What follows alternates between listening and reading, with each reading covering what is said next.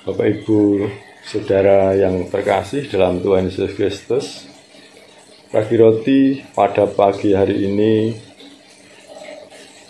akan saya beri judul Allah Sumber Kekuatan bagi yang lemah. Sebelum kita memperbincangkan akan hal itu, marilah kita saat teduh bersama sejenak.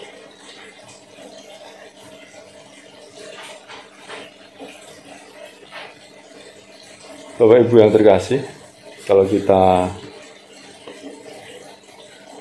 mendengarkan lagu Kidung Jemaat 144, Suara Yesus ku dengar, itu akan sedikit menguatkan hati yang sedang penat, yang di situ banyak sesuatu yang memberi pencerahan ataupun penguatan hati kita. Suara Yesus ku dengar, hai mari yang penat, serahkanlah kepadaku bebanmu yang berat. Kepada Yesus Tuhanku, ku datang berserah, jiwaku yang letih lesu dibuatnya lega. Bapak Ibu yang terkasih, untuk pembacaan kitab pada hari ini saya akan ambilkan dari Lukas 1 ayat 39 sampai dengan 55 yang demikian firman Tuhan. Beberapa waktu kemudian berangkatlah Maria dan langsung berjalan ke pegunungan menuju kota Yehuda. Dia masuk rumah Zakaria dan memberi salam kepada Elisabet, dan ketika Elisabet mendengar salam Maria, melenjoklah anak yang di dalam rahimnya, dan Elisabet pun penuh dengan Roh Kudus. Lalu berseru dengan suara nyaring, diberkatilah engkau di antara semua perempuan, dan diberkatilah buah rahimmu. Siapakah aku ini sampai ibu Tuhanku datang mengunjungi aku? Sebab sesungguhnya ketika salammu sampai kepada telingaku, anak yang dalam rahimku melonjak kegirangan. Dan berbanggalah ia yang telah percaya, sebab apa yang dikatakan kepadanya dari Tuhan akan terlaksana. Lalu kata Maria, jiwaku memuliakan Tuhan, dan hatiku bergembira karena Allah Juru Selamatku. Sebab ia memperhatikan kerendahan hambanya. Sesungguhnya mulai dari sekarang segala keturunan akan menyebut aku berbahagia. Karena Yang Maha Kuasa telah melakukan perbuatan-perbuatan besar kepadaku, dan namanya adalah kudus. Dan rahmatnya turun-temurun atas orang yang takut akan Dia, yang memperlihatkan kuasanya dengan berbuat tangannya, dan mencerai berikan orang-orang yang congkak hatinya, yang menurunkan orang-orang yang berkuasa dari tahtanya, dan meninggikan orang-orang yang rendah, yang melimpahkan segala yang baik kepada orang yang lapar, dan menyuruh orang yang kaya pergi dengan tangan hampa.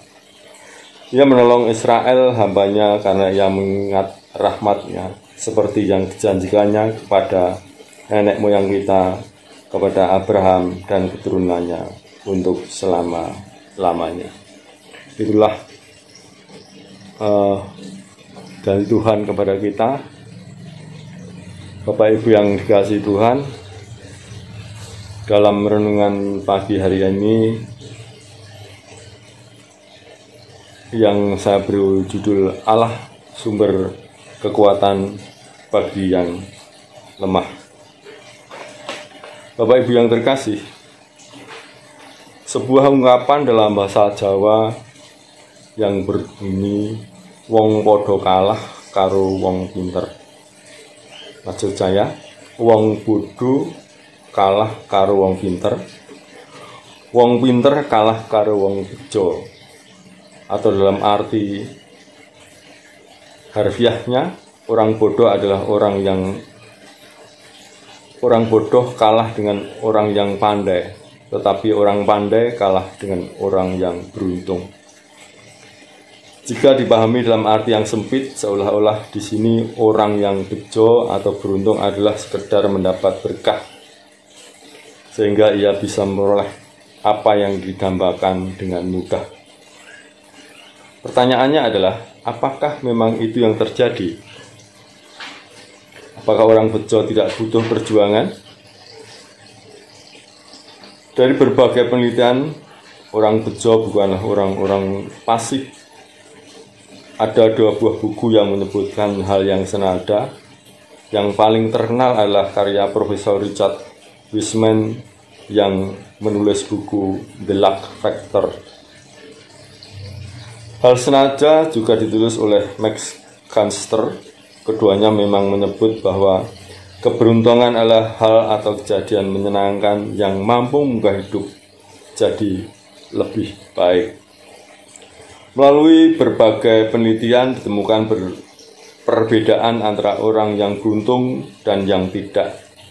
Ternyata keduanya memiliki pola hidup dan sikap berbeda.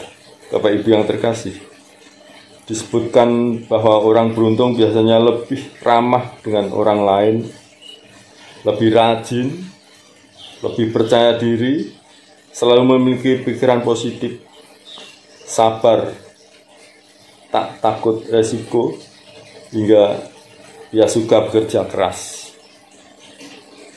Melalui kombinasi sifat dan sikap itulah orang jadi cenderung gampang bejo dan beruntung. Bejo atau hoki adalah rahmat Allah atas perjuangan hidup manusia. Hanya Allah sajalah yang membuat orang menikmati untung, bejo, dan hoki. Karena itu, orang yang beruntung adalah orang yang dirahmati Allah atau orang yang terberkati. Maria disebut oleh Elizabeth sebagai orang yang beruntung. Ia diberkati oleh Allah sebab ia menjadi jalan bagi hadirnya Kristus. Kunjungan Maria kepada Elizabeth membuatnya turut merasakan kegembiraan seperti yang dialami Maria. Bahkan, bukan hanya Elizabeth, bayi dalam kandungan Elizabeth pun turut melonjak kegirangan. Tentu saja lonjakan bayi dalam kandungan Elizabeth terjadi karena adanya kontak kehidupan dan kontak cinta kasih antara Maria dan Elizabeth. Bayi Yesus dan bayi Yohanes, mereka semua merasakan kegembiraan karena berkat dan keberuntungan dari Tuhan. Kalau kita melihat kaitan antara teori Profesor Richard Wiseman dan Alkitab, kita menemukan bahwa Maria Elizabeth merasakan keberuntungan hidup seperti itu juga. Bukan karena mereka adalah orang-orang pasif tanpa iman pengharapan kepada Allah. Mereka juga bukan sekedar seperti orang yang memenangkan hadiah lotre yang tiba-tiba merasakan keberuntungan karena dipakai Tuhan menjadi alat hadirnya Kristus. Mereka adalah orang-orang yang berkarakter mulia. Kehidupan intim dengan Tuhan dan akrab dengan sesama diwujudkan dalam hidup sehari-hari. Elizabeth adalah istri Zakaria, seorang saleh dan takut akan Allah. Maria adalah tunangan Yusuf, wangsa Daud. Perjumpaan mereka membuat mereka saling menguatkan, saling mendoakan, dan berbagi cinta kasih Allah, sumber keselamatan.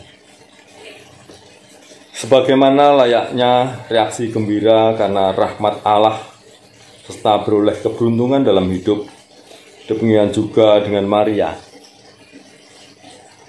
Kegembiraan dirayakan dengan menaikkan nyanyian pujian. Nyanyian ini sering diterjemahkan dengan Magnificat. Nyanyian pujian Maria bukan sekedar ucapan syukur, tetapi juga nyanyian yang penuh pengharapan bagi kehidupan dunia. Maria percaya bahwa kehadiran Yesus akan menjadi pembawa perubahan dunia. Dunia akan merasakan berkat penyertaan Tuhan, atau dengan bahasa sederhana, melalui Yesus dunia merasakan keberuntungan yang dari Tuhan. Oleh karena itu, dunia mesti berubah, sebab Allah sendiri yang bertindak, menyatakan perubahan.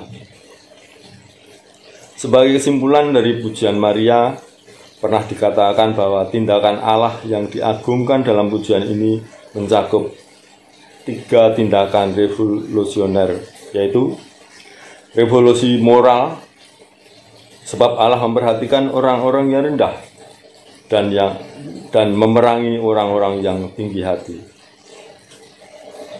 Revolusi sosial kemasyarakatan, sebab Allah merendahkan orang-orang yang berkuasa dan meninggikan orang-orang yang rendah. Yang ketiga, revolusi ekonomi, sebab orang-orang yang lapar diberi makan, orang-orang yang kaya ditolaknya. Bapak Ibu yang terkasih, dalam Yesus Kristus kita adalah orang-orang yang bejo, orang-orang yang peroleh berkat penyertaan Tuhan.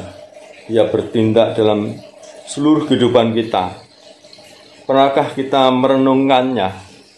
Firman Tuhan ini mengajak kita merenung, sesungguhnya kita adalah orang-orang yang ringkih, lemah, tapi karena Allah kita beroleh janji penyertaan Tuhan. Allah telah bertindak bagi kita agar yang lemah dikuatkan. Orang yang sedih diberi kekuatan, yang kehilangan semangat dimampukan bangkit, dan yang berhasil dalam hidup diajak untuk tidak menjadi congkak. Yang kuat dipanggilnya menjadi merendahkan hati, sebab sesungguhnya semua yang ada dalam kehidupan kita tidak ada artinya tanpa diberkati oleh Tuhan. Karena kita adalah orang-orang yang bejo, marilah kita hidup bersama Sang Pemberi kebejan, yaitu Tuhan Yesus Kristus. Amin.